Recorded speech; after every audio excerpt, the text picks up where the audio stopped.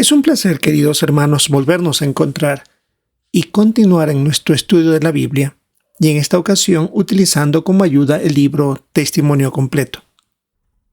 Lo que vamos a analizar tiene que ver para esta semana del 30 de diciembre al 5 de enero. Recordamos que estamos en la sección número 7 que tiene como tema Se enseña públicamente y de casa en casa. Toda esta sección comprende el relato de Hechos capítulo 18 versículo 23 hasta el capítulo 21 versículo 17. Continuamos por segunda ocasión en el capítulo número 20 con el título Siguió extendiéndose y ganando fuerza pese a la oposición. Se concentra en lo que Apolos y Pablo contribuyen a que sigan triunfando las buenas noticias. Este capítulo 20 tiene la información de Hechos 18-23 hasta el capítulo 19, versículo 41. Vamos a ubicarnos en nuestro libro en la página 160. Desde aquí empezamos en el párrafo número 8, que tiene como subtítulo Razonamientos convincentes sobre el reino. Este subtema comprende el relato de Hechos 18-23 hasta 19, versículos 1 al 10. Veamos el párrafo 8. ¿Qué ruta siguió Pablo de regreso a Éfeso y por qué? Él estaba en Antioquía de Siria, así que él había podido ir a Seleucia, que estaba muy cerca, y subirse en un barco y llegar directamente a Éfeso. Pero no lo hizo. En vez de eso, decidió recorrer a pie 1,600 kilómetros o también 1,000 millas. Era una distancia enorme para la época. Pero ¿por qué estuvo decidido a recorrer a pie en vez de coger un barco más rápido? Porque la única razón para hacerlo fue ir fortaleciendo a los discípulos que estaban en ese trayecto. Tomó mucho tiempo, pero quería ver a estos hermanos. Para esa época era algo extremadamente sacrificado. Muy parecido a lo que hacen hoy día los superintendentes de circuito y sus esposas. Muchos de ellos tienen que recorrer grandes distancias para hacer las visitas semanales o estar en lugares de difícil acceso.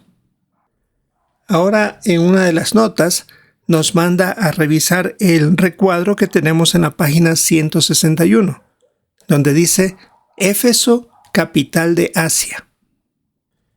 Podemos resumir que era la ciudad más grande del oeste de Asia Menor. Más o menos tenía aproximadamente unos 250,000 habitantes.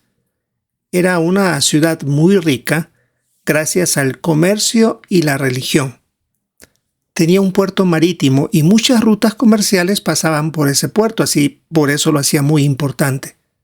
Tenía su famoso templo de Artemis, pero también se adoraban a muchos dioses de otras naciones. Hablando un poco de este templo de Artemis, era una de las 7 maravillas del mundo. En toda la región se la consideraba como un lugar sagrado, y la gente depositaba mucho dinero allí para que la diosa lo protegiera. Por eso se decía que era como el banco más importante de Asia. Y en cuanto al tamaño de este templo, aquí tenemos las descripciones tanto en metros como en pies. Pero también habían otros edificios importantes. Había un estadio para competencias atléticas y combates de gladiadores. Había un teatro, habían plazas públicas y debido a la falta de mantenimiento en el puerto, este dejó de usarse con el tiempo y la ciudad fue abandonada. En la actualidad solo quedan ruinas de ella, pero no hay ninguna ciudad que exista en ese mismo lugar. Regresemos a la página 160, esta vez al párrafo 9. ¿Por qué se volvieron a bautizar varios discípulos de Juan el Bautista y cuál es la lección? En Éfeso, cuando Pablo regresó, encontró a 12 discípulos de Juan el Bautista, que aunque habían recibido el bautismo de Juan, parece que no entendían o no sabían mucho acerca de cómo era lo del Espíritu Santo. Así que aprovechando la ocasión, Pablo los puso al día y reaccionaron con humildad y ganas de aprender, como lo había hecho antes Apolos. Cuando se bautizaron en el nombre de Jesús, sucedió lo que tenía que acontecer. Recibieron el Espíritu Santo y hasta algunos dones milagrosos. ¿Qué nos enseña este ejemplo? Que Jehová bendice a los que están dispuestos a hacer cambios. De otra manera, no hubieran llegado a ser parte de este grupo tan especial de ungidos. Veamos el párrafo 10. ¿Por qué se fue Pablo de la sinagoga a una sala de conferencias y cómo podemos seguir su ejemplo? Pablo le gustaba predicar en las sinagogas y lo hacía con mucho valor en ese lugar que era lleno de idolatría. Pero algunos se negaron a escucharlo y hasta se pusieron en su contra, así que él no quería correr peligro ni luchar contra esas personas. No quiso perder tiempo. Entonces se fue a una sala de conferencias a dar los discursos allí. Por eso los que querían escuchar sobre el reino de Dios tenían que ir a esa sala de conferencias en vez de ir a la sinagoga. Y así lo hicieron muchos de ellos. ¿Cómo podemos seguir su ejemplo?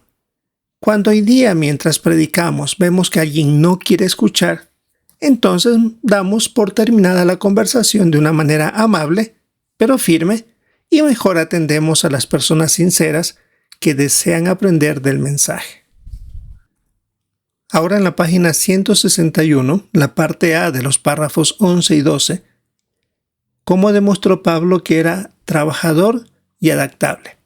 Según la Biblia de estudio, menciona que es posible que Pablo enseñara en la sala de conferencias desde las 11 de la mañana a 4 de la tarde.